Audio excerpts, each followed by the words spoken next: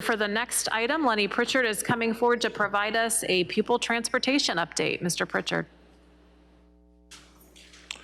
Good afternoon, Mr. Chairman, members of the board, Dr. Cashwell. I'm here today to bring you a transportation update as requested from the last school board meeting. As we near winter break, we continue to face many of the same challenges we faced at the start of the school year, such as driver shortages and runs that deliver students to schools past the beginning of the school day. While some challenges prevail, I am pleased to report that we have made progress on improving the transportation program, bringing more drivers on board and eliminating triple runs.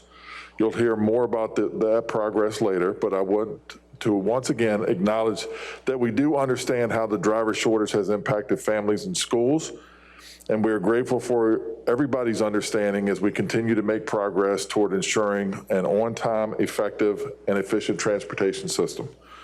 A big thank you to our school staff, students, and their families for all of their patience and understanding as we continue to work through these challenges.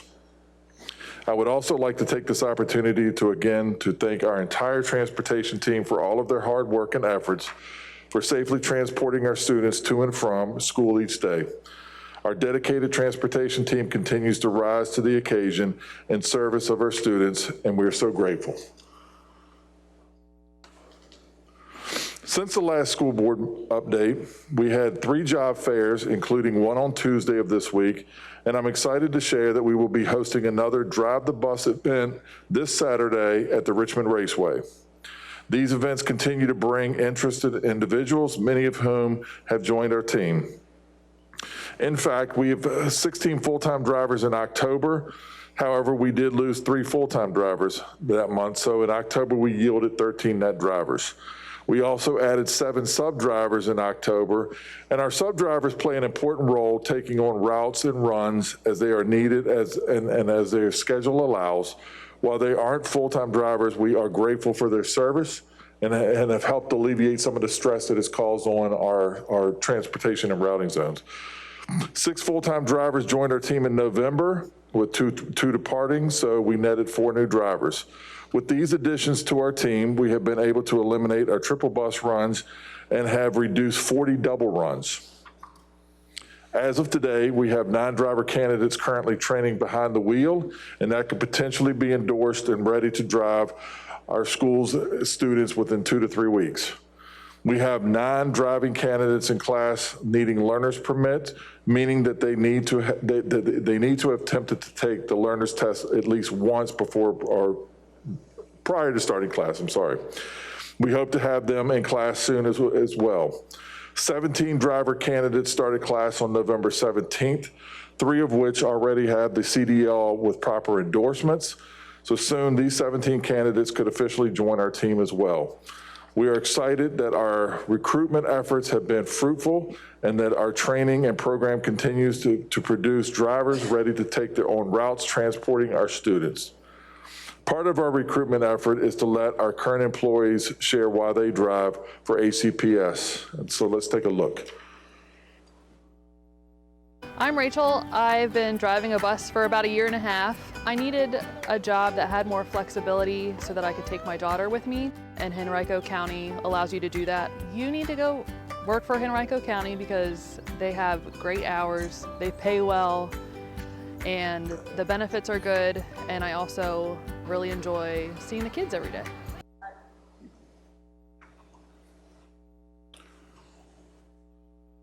Understanding the need to continue to recruit and retain staff, we are focused on both. On December 3rd, we submitted a grant application to the Virginia Department of Education for $100,000. If accepted and approved, we will use this funding to help with recruiting and retaining transportation employees. We have reached out by email to all of our community partner faith leaders to ask for their help to advertise HCPS employment opportunities in bulletin and newsletters. We're also working or trying to work out in an attempt to work with our Welcome Center to introduce HCPS job opportunities with our new Henrico residents. We are actively advertising to get additional workers in our zones. Additional help in all 5 zones is needed to answer the phone calls and improve communication that goes out to our community. This will allow the supervisors to manage route changes and driver substitutions. We also offer a referral bonus for current transportation employees who recommend friends, neighbors, relatives, church members, retirees, or just about anyone who is 21 years or older and has a valid driver's license, and who successfully becomes a new bus driver for HCPS schools. Creating open dialogue and elevating the voice of our valued transportation staff is also important. In an effort to increase opportunities for staff and drivers to provide regular and timely feedback to improve overall communication efforts in pupil transportation, Jim Ellis, Kevin Roy, and myself have been meeting with employees at the 5 transportation zones. We will continue to hold these monthly zone meetings with staff and drivers throughout the year. And then finally, in order to continue to provide the highest quality of transportation service to the community and to provide our drivers with the best tools, we are excited to take a next step in putting our new GPS system into place. We will be piloting the system with the select areas with work and hope to deploy this tool for increased efficiency within the new school year.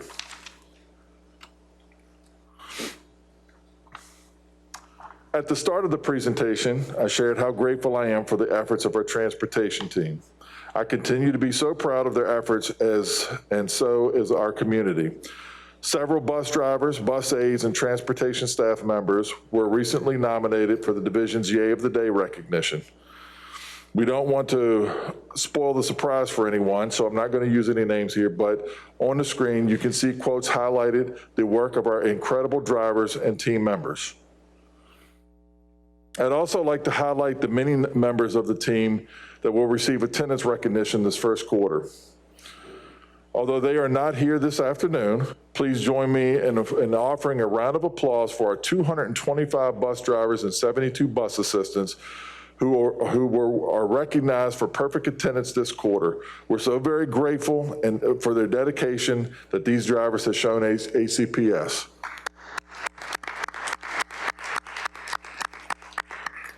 This commitment from all of our drivers, but especially those with the perfect attendance record, has helped improve our arrival times as school year has progressed. Thank you for your dedication and your love for your job and the love for our students. We appreciate everything that you do for our students and schools. And all of us at Transportation want to say thank you again to our students, their families, and our schools for their patience and understanding. We know this has been extremely difficult on everybody, but we continue to move forward and we continue to make progress inch by inch. It hasn't been step by step, it's been inch by inch, but we're getting there. Your support is greatly appreciated. And this concludes my update, and I welcome any questions you may have. Thank you so much, Mr. Pritchard.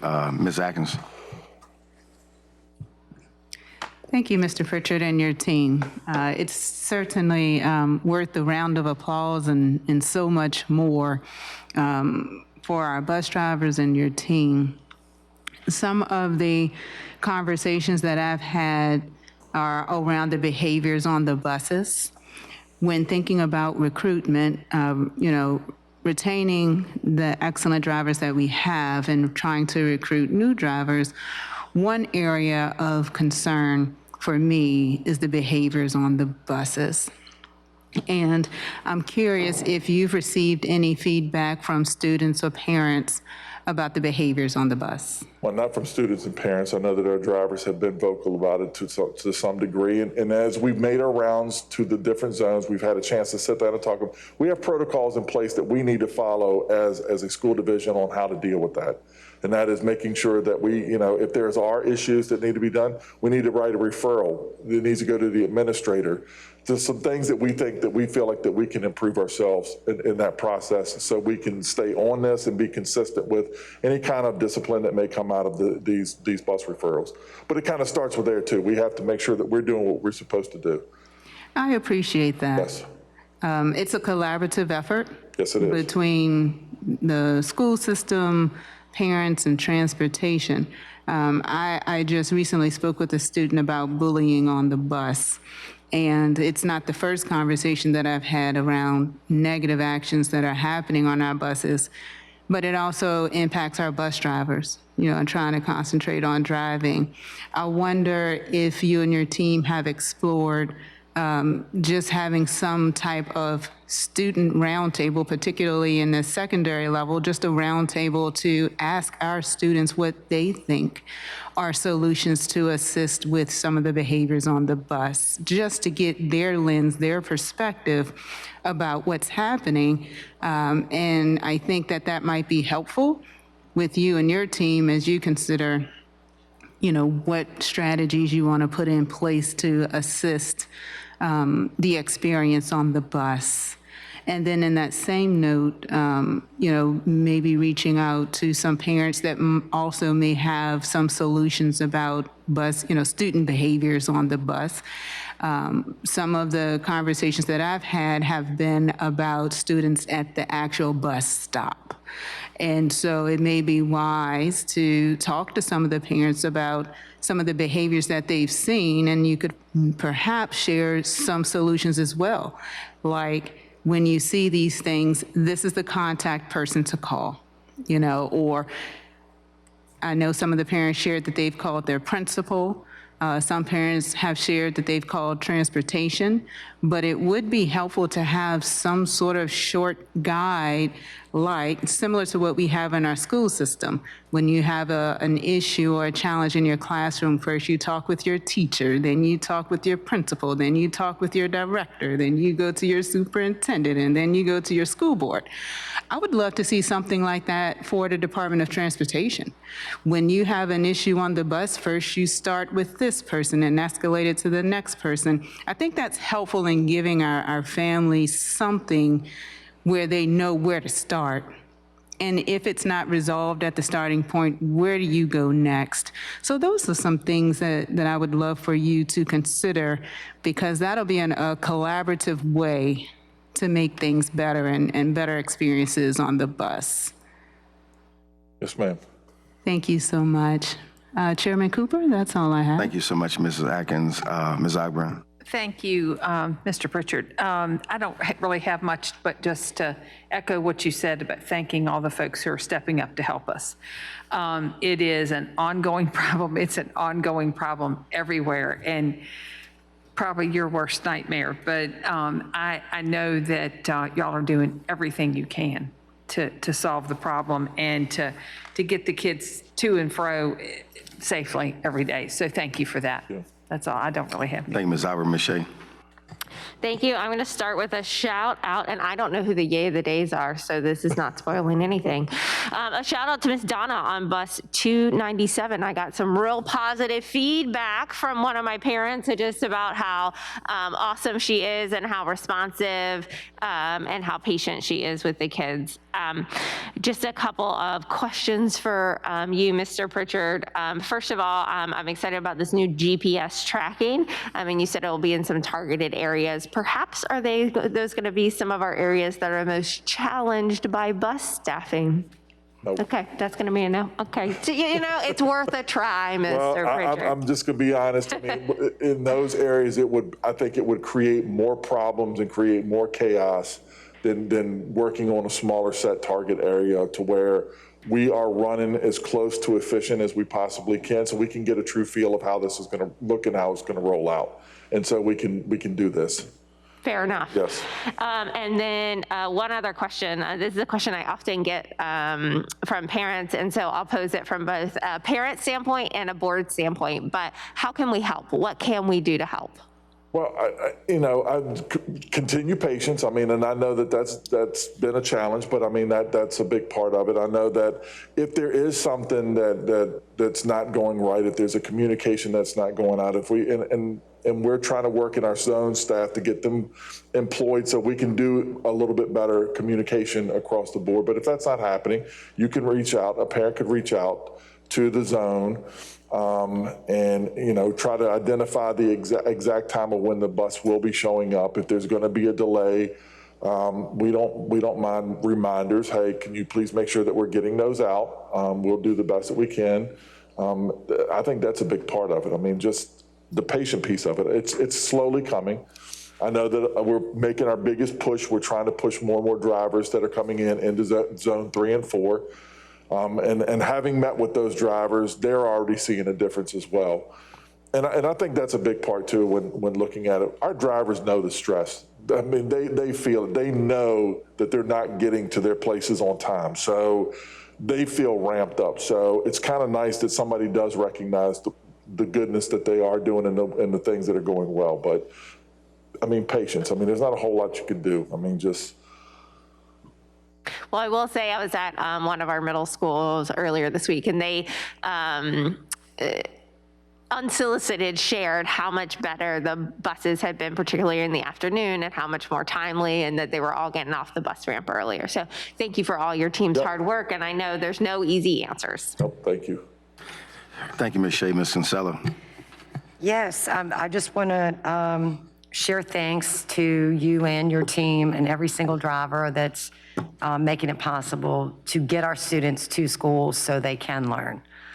So thank you to everyone. So you said you eliminated, triple runs are now eliminated, and you've reduced 40 double runs. 40 double runs. How many more double runs do we have to go? As a mom on a double run, this is like a parent and a school board question, but plus I've received this from my community because we've got some double runs going on. We are still looking at 160 double runs across the county, so. Okay, 160. Yes. So I've been also getting the question, Ms. Kinsella, what are you doing to help fix this problem, right? Is this problem going to be fixed January 3rd when we come back from break? And the answer is no, but not completely fixed, but it's improved. But how many of these drivers, is it possible if drivers pass the 28 in progress, is it possible that they could be ready by the 3rd? Not understanding where these drivers are. And they're all of it, because if you have somebody that comes in that's fully endorsed with the CDL that has all of this stuff, they still have to go through at least a 2 to 3 week training. That's the earliest that you could push somebody out to safely drive our kids. I mean, you know, that's the other part too.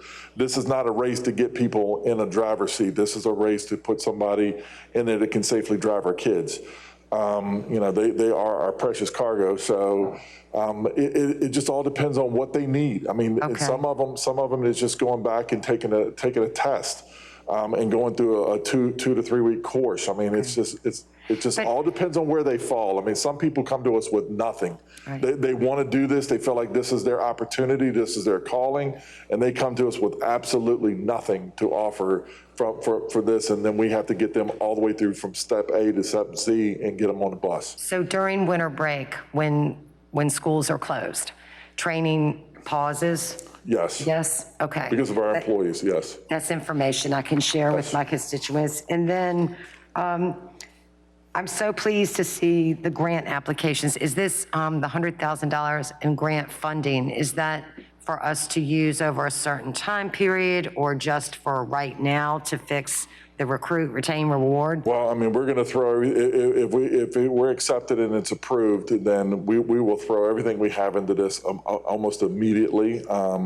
There are some guidelines to it. I know that we were looking at more of a lot of recruitment pieces, but there were some restrictions with that. So, I mean, which is fine. We'll look on whatever we don't use there for recruitment, we're going to work on retention. So, but it will be spent, a lot of it will be spent up front, and then we'll work on the back end to make sure that we continue to honor our people that have been with us through all of this throughout the remainder of the school year. Okay, and then this grant funding just became available within the past 2 to 3 weeks. That day, right? the next day, right after the November the 11th school board meeting. Right. Friday the 12th. Okay. And we submitted it on December 3rd. Okay, and we have not met since that meeting, right? No, ma'am. Okay, and then I just want to say thank you, because this is what I tell folks when they say, you know, what have we done? What have we changed? What have we changed, you know, each month? I just want to say thank you for reinstating the referral bonuses for current drivers, and just for the record that you're also going backwards in time, right? Yes. Retroactively. Yes, we are. So that we're taking care of our current drivers that have Yes. referred folks, because really there's, you know, just like our videos are showing, there's no better advertisement for us than our current drivers. So thank you for instituting that bonus program, and then thank you for reinstituting monthly zone meetings.